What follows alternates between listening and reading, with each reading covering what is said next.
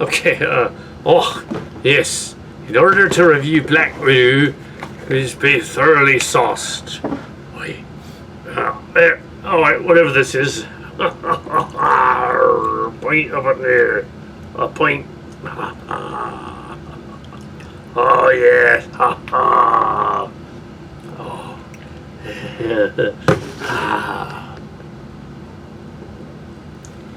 Unlike Shoe Nice, who's like, oh, this totally was alcohol and drinking. No, dude, it was tea. It was really obviously tea. Okay, so yes,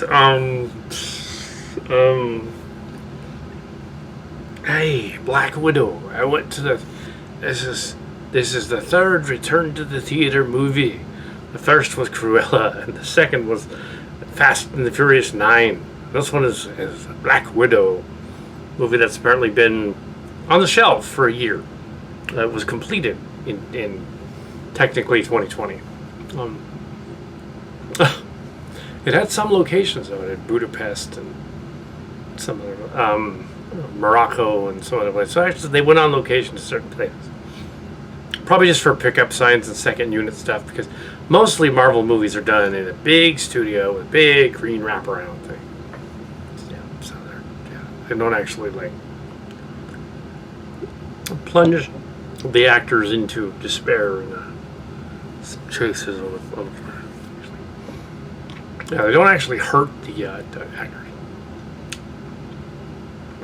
First of all, this movie is basically what Resident Evil's franchise should have been, and that'll make sense later. Because it just contained, and then another episode that's contained. Spoilers. Well, obviously, it just came out. And so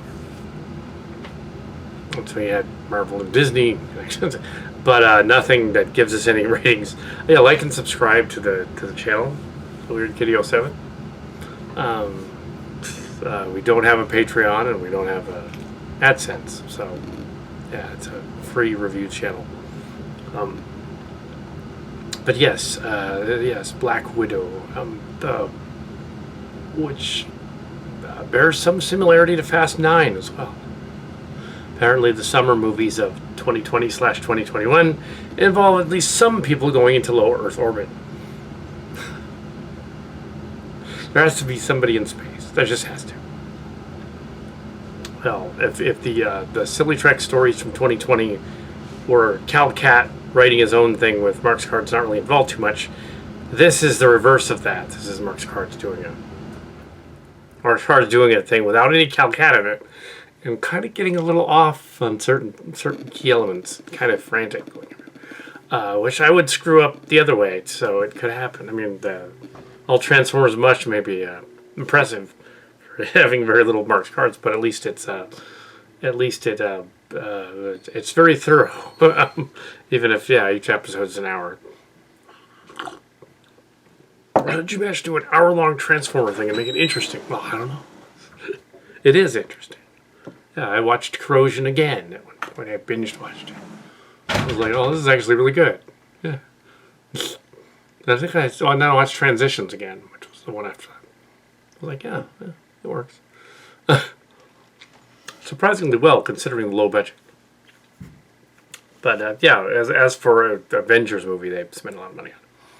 Now, all these MCU stories like WandaVision and Loki and Falcon and the Winter Soldier, they all take place in sort of Phase 4, but sort of not, because they wanted to keep the movies doing their own thing, and What If is a cartoon version of it, kind of, which does not look half as interesting.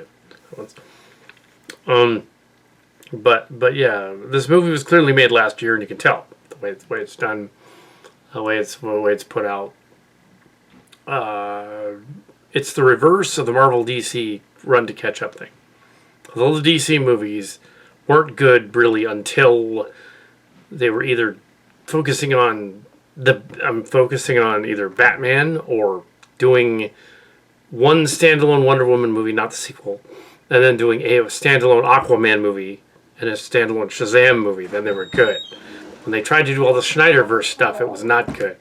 It was off, too dark, too brooding. So the We were talking about the one that yeah, we were talking about the Transformers, which is not the movie. So let's get into the movie. We don't know how the Transformers thing worked, but it didn't have marks cards. It didn't have that element of subverting expectations. It didn't have that element of being slightly different. This movie is fairly. It tries to subvert, but then it this one tries to subvert, but isn't really. It's still by the numbers. It's a by the numbers Marvel movie, where they had, okay, we have to introduce these characters as when they were children and they're escaping in the 90s from an American like spy house, because they're Russians.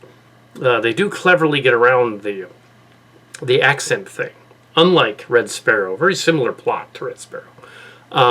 Red Sparrow, they tried to make of the main character in that Russian, and she didn't even know remotely how to do the accent, so she talked about it.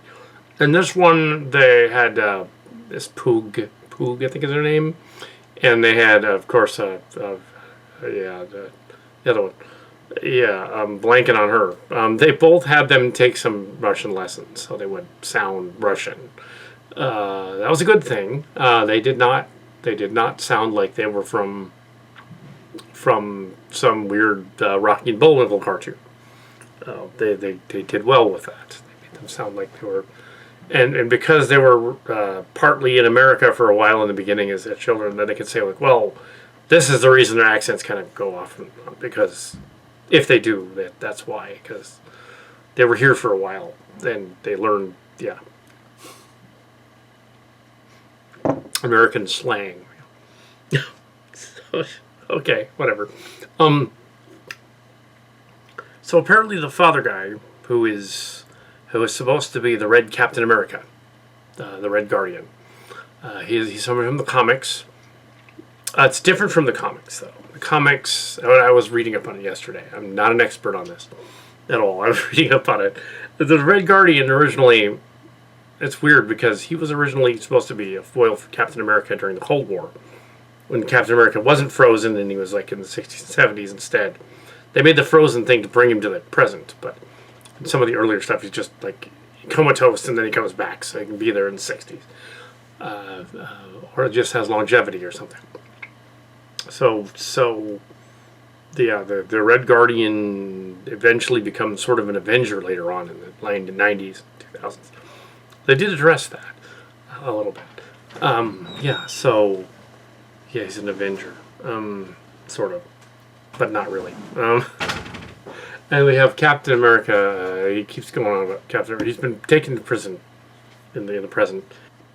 So Romanoff's character is, it's Scarlett Johansson. Yeah, Scarlett Johansson and Elizabeth Book are allegedly sisters, and that's different from the comic book. In the comic book, Black Widow is actually like with the guy, and then in other versions of the comic book, Black Widow is the wife is switched for her.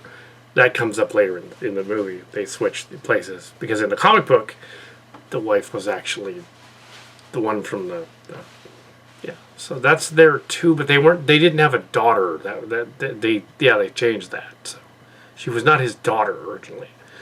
Yeah, that doesn't make sense. She'd be his girlfriend, as they were roughly the same age in the story originally, in the 70s, in the 80s. Yeah, so wait a minute. But they changed that for the Marvel movies. It's a different timeline of the multiverse, where they're alleged daughters, right? Nothing kinky happens, but yeah, so she basically spends this movie playing the character from Resident Evil, except without zombies, with a robotic zombie person that shoots arrows. That's somebody famous too. Yeah, from the comics that shows up. The big robotic tin zombie thing, RoboCop type of thing with arrows. Looks like Doctor Doom a little, but it isn't. It's not Doctor Doom. Yeah. So it was somebody they fought. Yeah. In later iterations, the Red Guardian was actually with Captain America, and they hung out after the Cold War. But it's 1995, and in this timeline, Captain America is not revived until, what, 2010 or something. So he wasn't revived until later, so they don't really have any knowledge of... Red Guardian wouldn't even know him at all. I mean, he'd have to be like... he'd have to be... It would be his grandmother, not his wife. Yeah. So, yeah, it's completely... But they get around that by saying, oh, they were all taken. And they weren't actually a family, they were like a programmed family. Programmed by the evil organization that makes the Black Widows in the red room that no one can find. And it's like Red Sparrow. Same idea. Except, the training ground thing, kind of thing. And Hydra and Cobra and all that.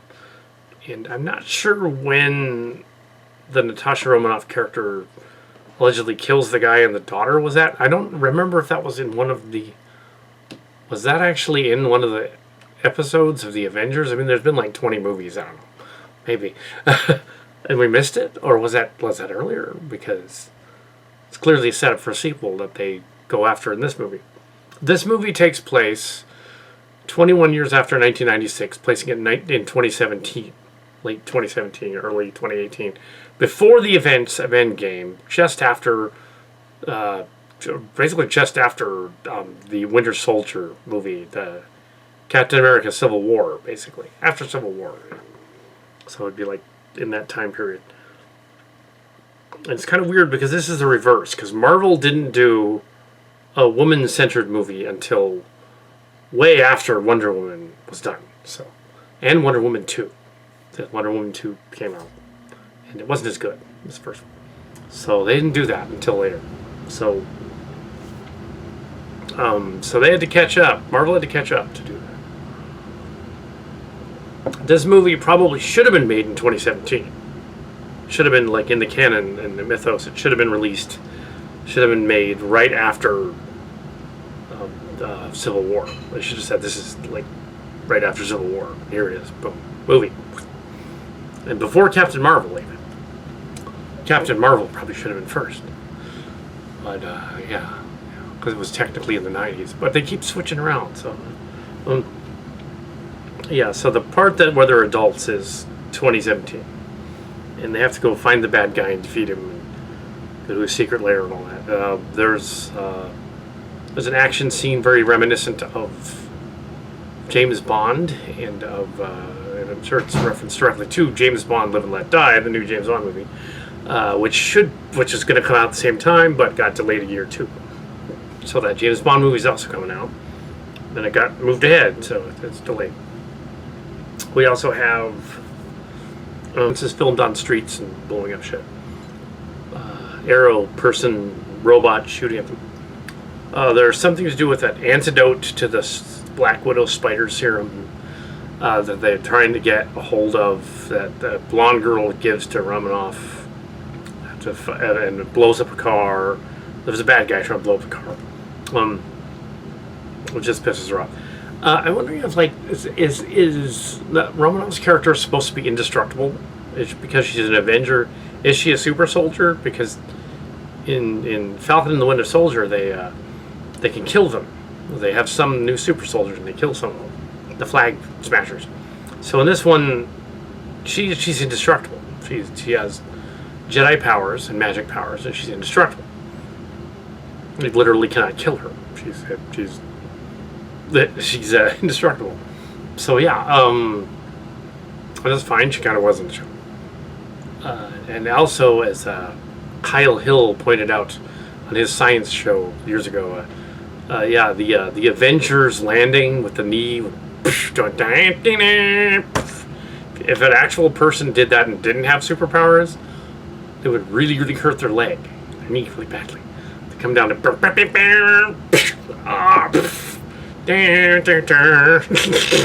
Iron Man. Although they do that gag when they show the Black Widows in their space.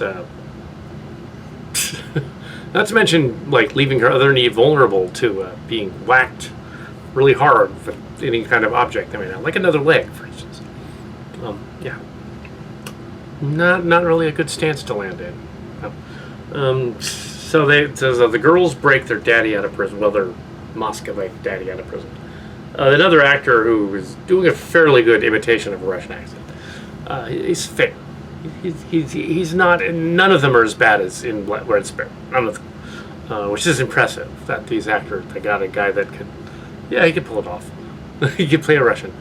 The bad guy at the end, not so much, but I think they made him a little bit more over the top.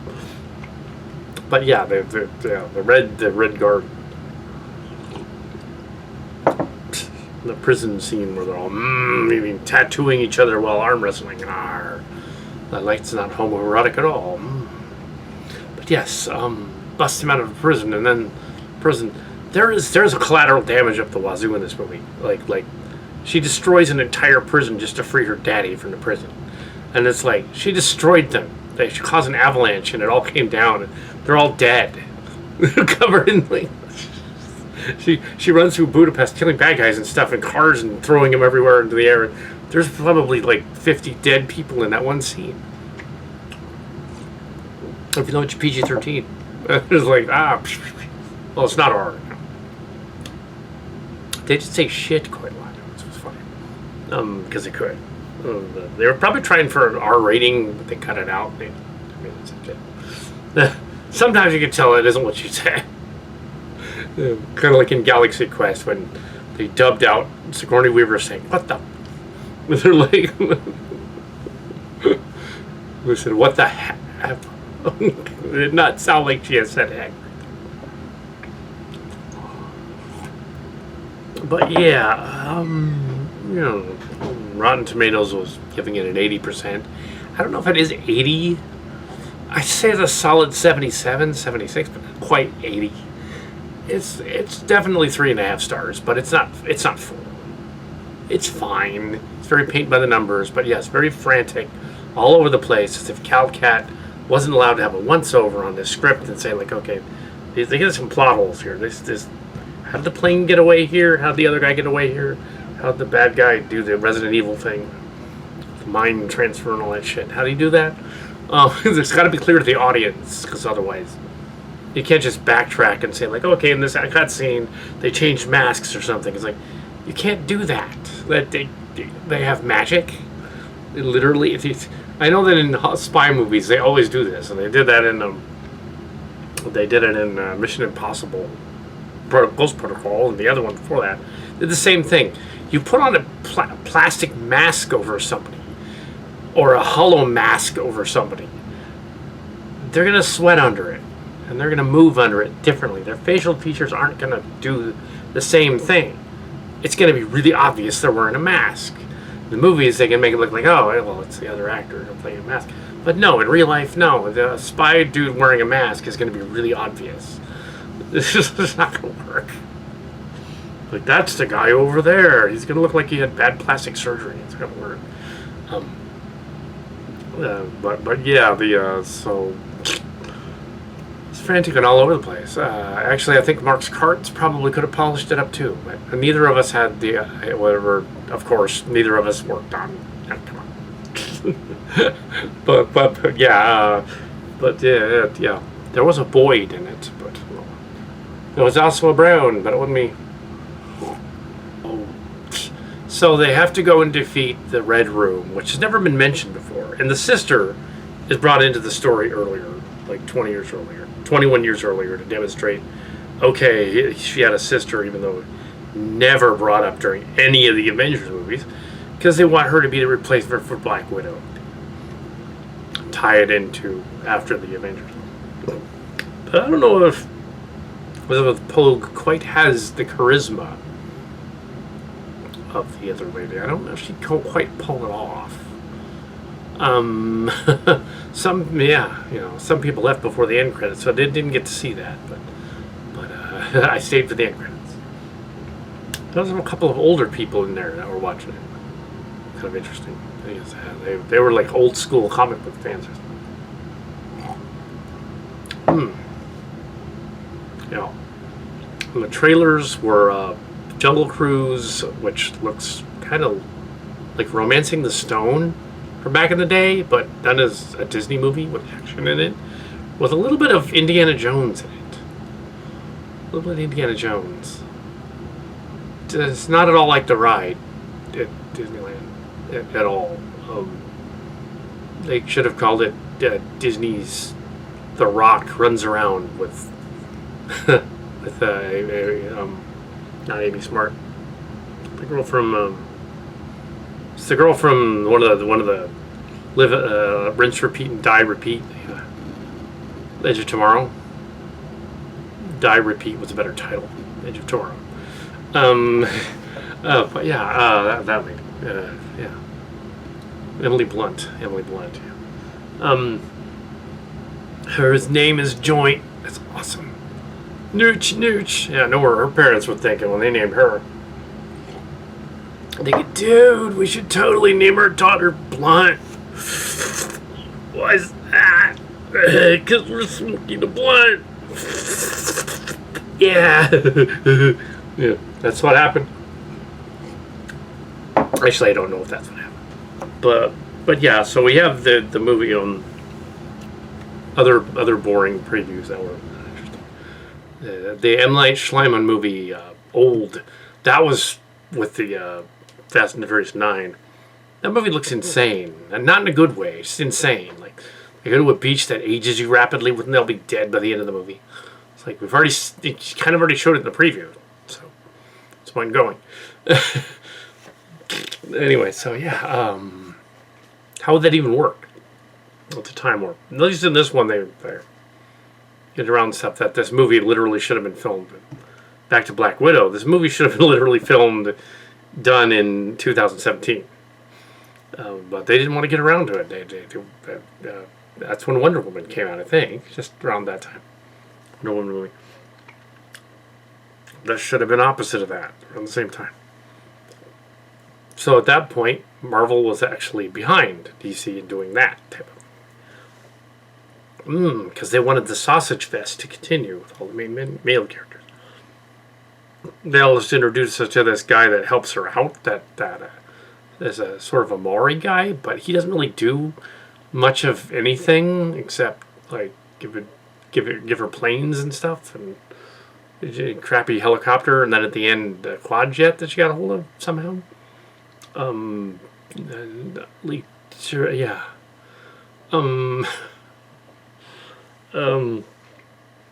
So because it's supposed to be 2017, they will not address the end game until the very, very end credits, post-credits sequence. They don't address Endgame. I won't give it away. They don't address it until the very end, because this is supposed to be a prequel to the events of Endgame, way back before even Ragnarok, really.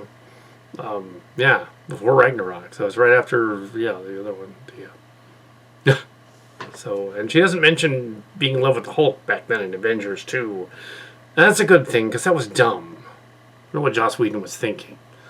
And it made a bunch of memes where people immediately thought, okay, that would not work. Because if he hulked out and he was angry, she'd be dead. If he was in her. I don't care if the evil spider program made them infertile by taking up their uteruses, which they pointed out at one point. The father guy's kind of a dick for sending them to the evil universe anyway, so they don't like him very much at first. They go to the mother, who turns out to be alive. She got killed at one point, or they made it look like it, and she's actually part of the organization. And she secretly rats them out. And even though she rats them out, that's so they can go to the Red Room and defeat it. And the Red Room is flying in the air. I'm just giving kind of a basic rundown of, you can go back and watch the movie. I'm sure Red Letter Media will have fun eviscerating it, and Stone Gremlins and all that. But this is my take on it. So like, it basically is like the kind of like the ending of Fast and the Furious 9 and like any number of those Mission Impossible movies.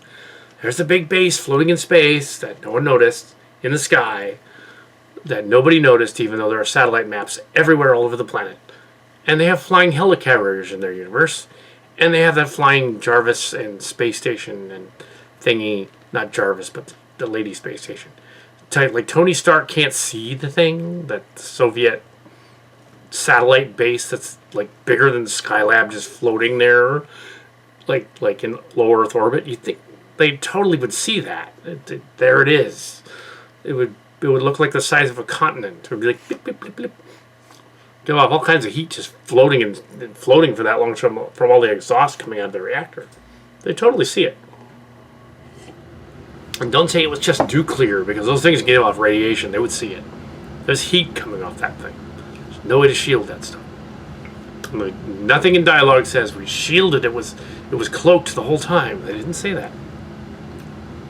And then they did this odd thing where they sort of spoofed G.I. Joe from back in the day, and also the G.I. Joe movies, and had like, oh, you can't attack me because I've fixed your pheromones so that my pheromones will go into you and you can't attack me. And the main bad guy makes it so she like can't fight him, but then they reveal through flashbacks that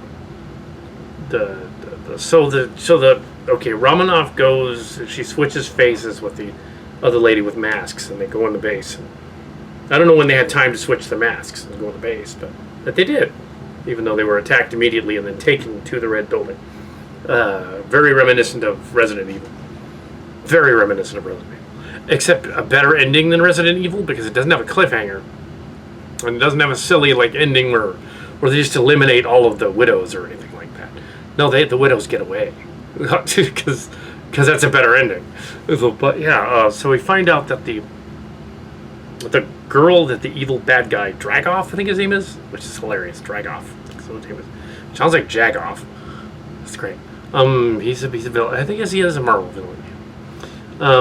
He set it up so his pheromones would cause his spy ladies not to blow him up or hurt him or damage him or something. That's not how pheromones work. And in primates, such as humans, they don't work very well at all, actually. That's the reason people put on perfume all the time, cologne and stuff. Because, yeah, we totally disguise any pheromone receptors we might have had in the animal kingdom by putting stuff on us and bathing and all that stuff, and that covers all of that up, so we don't really recognize any scent. So that scene is ridiculous, unless they're implying that somehow Rus, Viking, Russian people just have the ability to smell you coming. What he could have said, and it would have made sense, is he could have said, well, it's a specific kind of vodka I gave you. I know that the vodka in me is detectable to the vodka in you. Therefore, I can tell what kind of crappy vodka you've been drinking in America. That's why you can't hit me. See, that would have made sense, because alcohol comes out of your pores. You've been drinking that shitty Smirnoff stuff. It's probably made in New York City. No, you have to drink the vodka of the people. Yes, actual Russian. No, don't drink vodka. This is not good. It's not good. It's rum whiskey.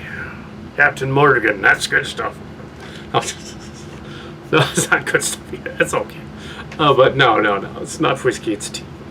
But yeah, it's that pheromones. Yeah, the pheromone agent. And it turns out that Black Widow was using her knowledge of the pheromone agent, even though she would have known it. And she was told it, even though when did that happen? By the mother lady, the architect, who was like the Matrix. And yeah, so their plan hinges on the coincidence of them realizing they're about to be outed in the safe house with the pigs and all that. And then them saying, let's switch masks really quick during the fight. Oh, when did that happen? When did they put masks on during the fight? Because immediately they were attacked and then taken. When did they have time to switch places? And talk about what they were going to do? Yeah. They should have done. Now they should have done it. Kal Kat would have done this. He would have okay, well, they were having that talk and everything, making it look like minutes had passed. It wouldn't be minutes. Somebody should have said in dialogue, after the guy was talking to the blonde daughter, Alison Poog's character, should have been he's like, it's been about an hour or so. I think the architect lady might be planning something. And she could go like, and then she could cut back to her saying, now here's my plan. When they get here, we're going to switch places. That way, or when they get here, I have a plan. So that we know, okay, they're going to actually double cross the main bad guy at some point. Otherwise, it's a plot hole. Otherwise, he could not have known anything. And they could not have switched places. But if there was a little line of dialogue and they're saying it's been an hour and they're going to be here, then that sets it up for, okay, in that hour, maybe they switched places. That might make sense. But no, they're just on their way. They get in there. And the pheromone thing. And he's got a device that he can manipulate. He's got glasses. But they're for effect, And he starts beating her.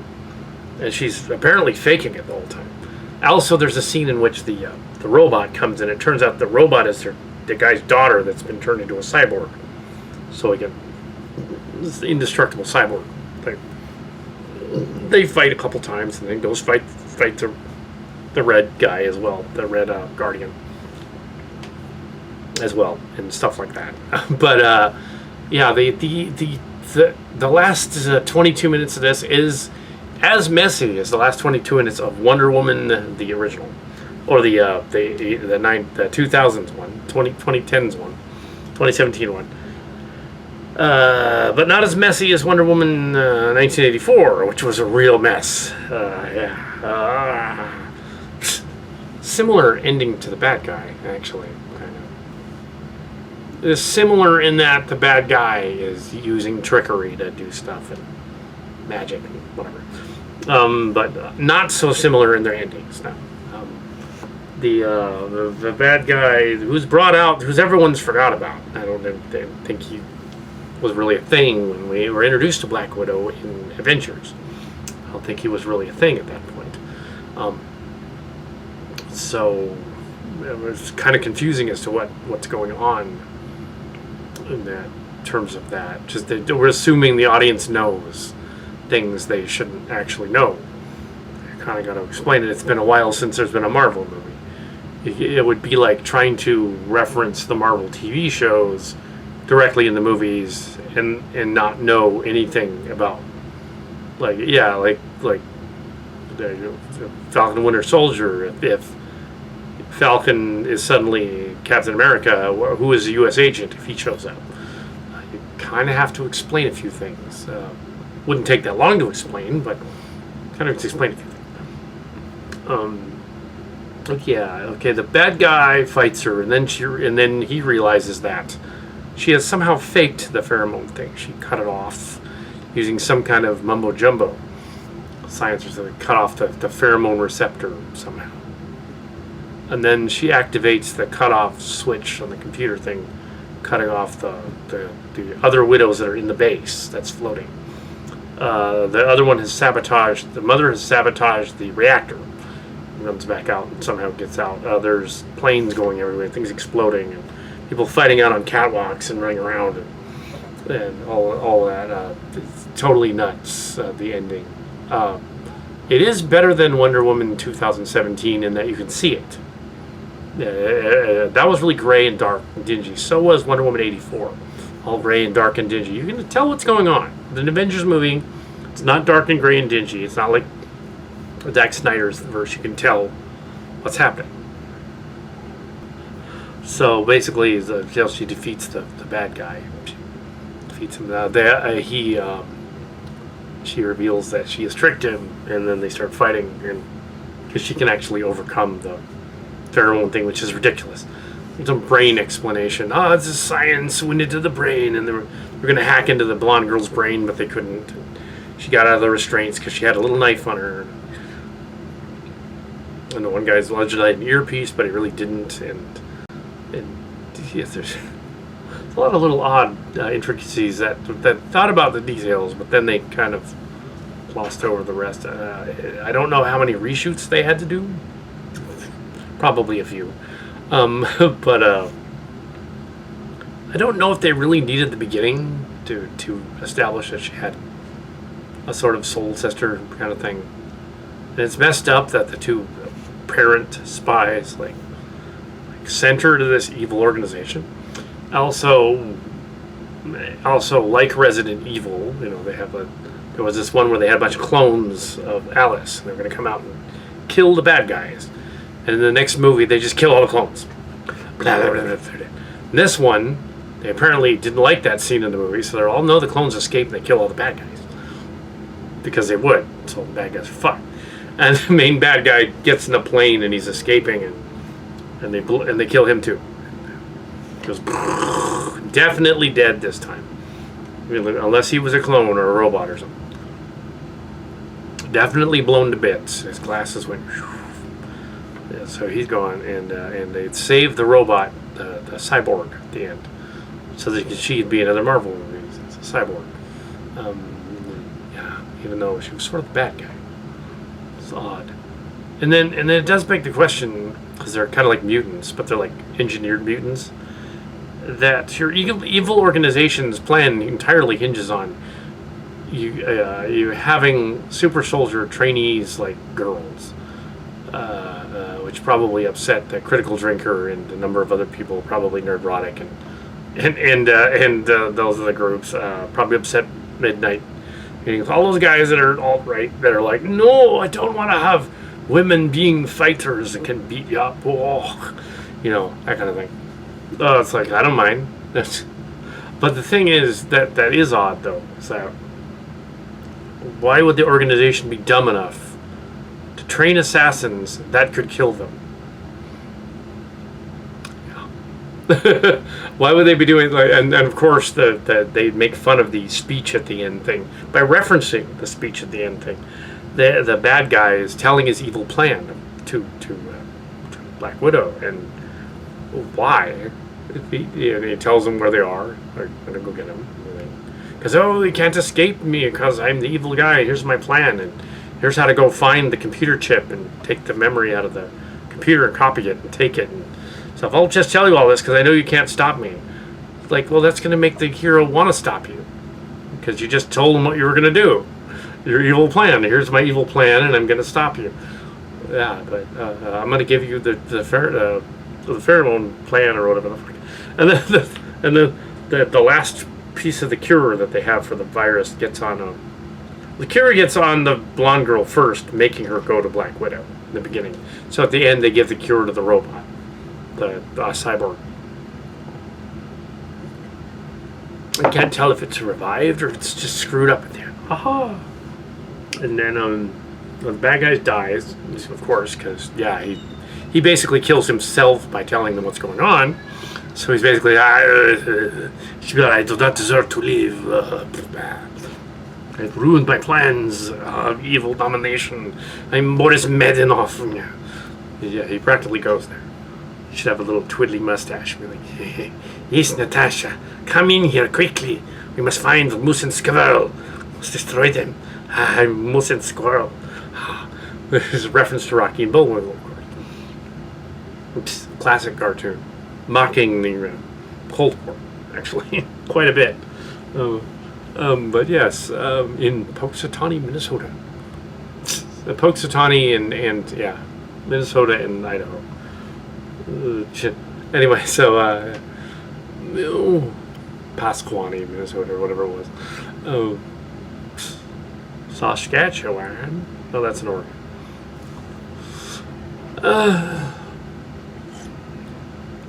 In Mount St. Helena, it's clearly Mount St. Helens in Transformers. But yes, I've seen it. I've seen Mount St. Helens and Mount Hood, and on both.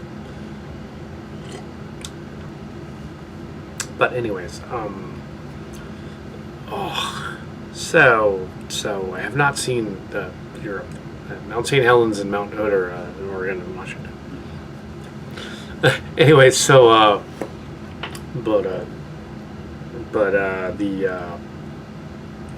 it's kind of a mess, but it's kind of fun. So, but it's paint by numbers. It's like the third act is we have to defeat the villain by any way possible, to blow up the elite bad guy base. And they kept saying that, where's going to be, a cameo by Tony Stark or something, or a cameo by other Avengers or anything, and they're not in it. So there's a spoiler. They're not in it. There's like a brief, like, screen image of Tony Stark and Captain America, but it's a screen image and they don't say anything. It's like a screen. There's a screen saying something from the other movie. The guy from the Winter Soldier is in it, but not Falcon and the Winter Soldier, but the Captain America Winter Soldier. The other, the Sokovia Accord guy, he's in it. But yeah, but the main bad guy is somebody else. There's Dragov, and, who sounds like a henchman of Boris Betanov. But yes, so. But they did it, yeah. The bad guy basically gives away his plan and is defeated, which is the Battlestar Galactica ending. But it goes back to James Bond. Classic James Bond. The villains were always like Dr. Beaufiend or Dr. No, or even back Dr. No, the first one. All the way back to the first James Bond movie. And it's like he's on, "Neither plan, Mr. Bond, is for you to die. And here's how I'm going to kill him, Mr. Bond." And they'd be like, "Okay, now I'm going to defeat you because you just told me your evil plan." "Yes. I'm going to do it with style." Shaken, not stirred. So yes, Bond. James Bond. And I'm sure I've rambled on longer than Letter Media is going to about this movie. So Black Widow. It's fine. 76%, 77%. Not quite 80. It's not that good. Come on, guys. It's okay. It's passable. It's fine. It's not the Dark World. It's not that bad. Dark World is pretty sad. Pretty pathetic. Also, somebody got injured making that, which is fucked up. Yeah, the one stunt girl got like back all fucked up. Actually, somebody got injured doing Resident Evil as well. Stunt thing. Yeah. But I think it was the stunt bike scene. Yeah, it's fucked up. Oh. But yes, and this one I don't think anybody got injured on the set.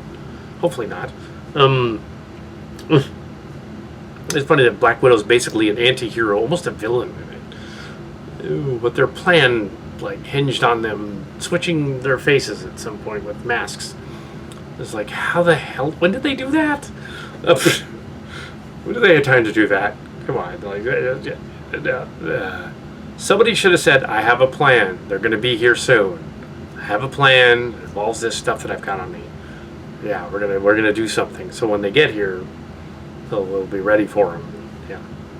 So they get captured so you can go to the base. Even so much as a line like after she says, the Russian mother spy says, "I have called ahead for the red cell is coming." You could have just had a line in there where Romanov's character says, "Excellent. And when they get here, our plan will be ready," or something like that. Or "We'll be ready for them." That would indicate, okay, they have an idea that they deliberately called them to do something to them. Then it would be, oh, okay, that kind of works. And so the pheromone thing, dump that and just say, okay, he has a kill switch they put on their cerebellum that keeps them from like fighting and stuff. And then you show in the flashback, she pulled the chip out of her head. There it is on the ground. So I took the chip out. It's right here. Asshole. You know. It didn't take very long to get it out of here. Screw you. Yes. Call him Arnosol, yeah. Arschlock. That would be German. Arschlock. Arschlock. Actually, also Dummkopf would be good too. Dummkopf. Ooh, I wonder what the ESL student lady, the older lady from now, who's now 80, from Soviet Russia thinks of this movie. She'd probably see it and go like, the accents were okay. Yeah, they were alright. Not great, but alright. And she'd probably say, the villain, no, that's not Russian accent. I don't know what that is. The sad thing is the actor actually knows some Russian, but he's not very good at it. She's overacting his camp everywhere. Yes. So yeah, it was fine. I don't know. A critical drinker just likes to be critical. So I don't know him, but I watched some of his videos. He just likes just not like anything. Yeah. As for nerd erotic, he's not fooling anybody. And Midnight's Edge is just making up stuff. But at least they'd get accents right on that one. Because it's not American, it's some other. Midnight's Edge, yeah. It's I think they're Swedish or something. Midnight's Edge. It sounds Russian, but I don't think they are. I think they're Swedish. You know, there's like Tommy Wiseau in The Room, and his bizarre Slavic sort of accent and his bizarre over the place like mannerisms. Yes, and that was all. Oh, I can tell the other. Yeah, he's Slavic, but he's also Friesen. He's also Friesen Dutch. Very, very mannerisms are very much like that. So I can tell. Yes, it's Friesen. So if Tommy Wiseau was ever at a convention, people would say like, "Oh, Slavic and Friesen." I say, "Exactly."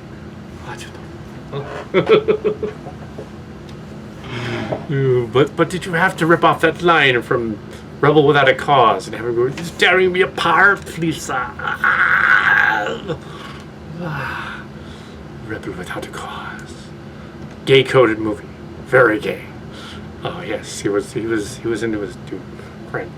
Well, this movie could be considered gay. And maybe that's what was making them nervous, is the Russian spy sister ladies through the whole thing didn't actually have a lesbo scene, and they were like, "Oh, where's the lesbo scene? We're waiting for the lesbo scene. Hot lesbians." It's like, that's not going to happen. If that's what you're waiting for, that wasn't going to happen.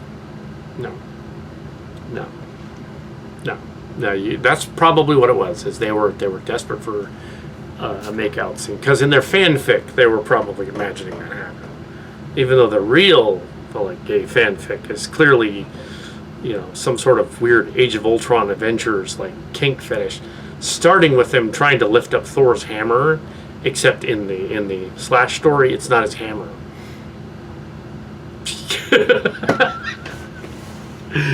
What? You wish to do what to me? Oh. Well, only if you're worthy.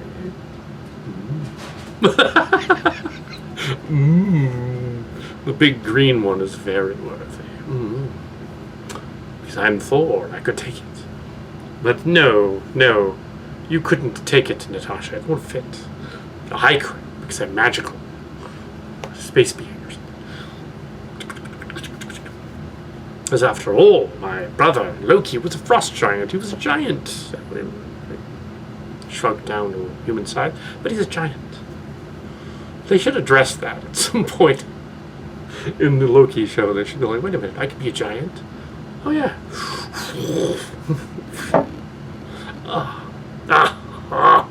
That's what they were waiting for, the lesbians. In their slashy minds, they were imagining some kinky happening. And they were probably imagining that the red guy would join them, but they're supposed to be related.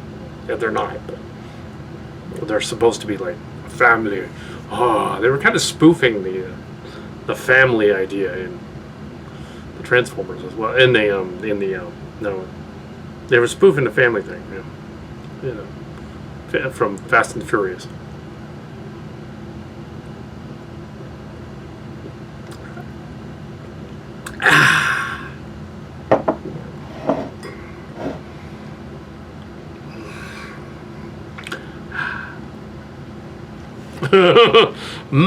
Black Widow.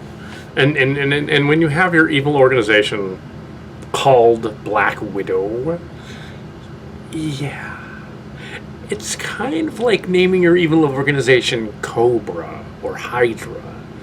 Well, it's not a little less Hydra, because Hydra could be anything. It could be like a snake or something. But Cobra, really obvious, evil organization. Or snakes. Yeah. Black Widow, it's an evil spider that will kill you if you fuck with it. It's like, oh, that's orb weaver spider. Crikey, that'll kill you too. Or a brown recluse. Oh, I've tangled them. Oh, wouldn't recommend it. Oh, no. Brown recluse. No, I didn't tangle it. Don't tangle with a brown recluse. No, it was a wolf spider. Venomous, but it was a wolf spider. And I stuck it on I put some harvesting spiders and a wolf spider together when I was in college to see what would happen. Put them in a little jar. And the harvestman spiders killed it within like 2 seconds. Anyway, they were like, and then they ate it. They had a meal out of that wolf spider. They ate the guy. Very fuzzy. Ooh, then I let them go.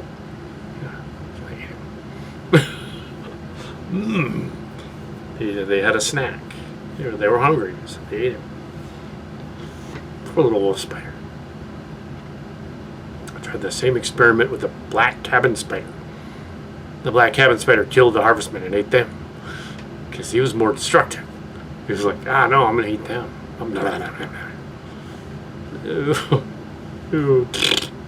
But yeah. Black Widows. Yeah, we're gonna name our evil organization Black Widows, instruct them to be super soldiers, and send them out to kill people. Like, why would you do that? It's like it's gonna come back to bite you. It's a bite in the hand to feed you. They're gonna come back for you. Let's train them to be super soldiers so they can kill and totally super spies. Yeah, that's a good idea. They're going to come back for you. But we have a kill switch that destroys their pheromones. It's like, no, that doesn't work that way.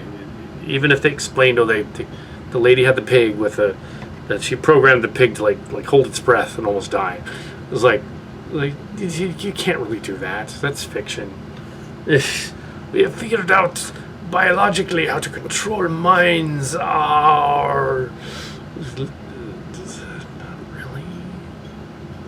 You can mimic brain patterns and stuff and brainwash somebody, yes, but you can't literally make them do something against their will, unless like you lobotomize them like you did the robot. That would make the robot not be able to fight, though. The robot lady, she wouldn't be able to fight. She would have all the motor skills would be gone. How would she fight? How would that work? Well, she essentially made her anyway by defeating her. Yeah, the robot archer lady. I will not give away the end credits sequence, but stay for the end credits. Anyway, this is Black Widow.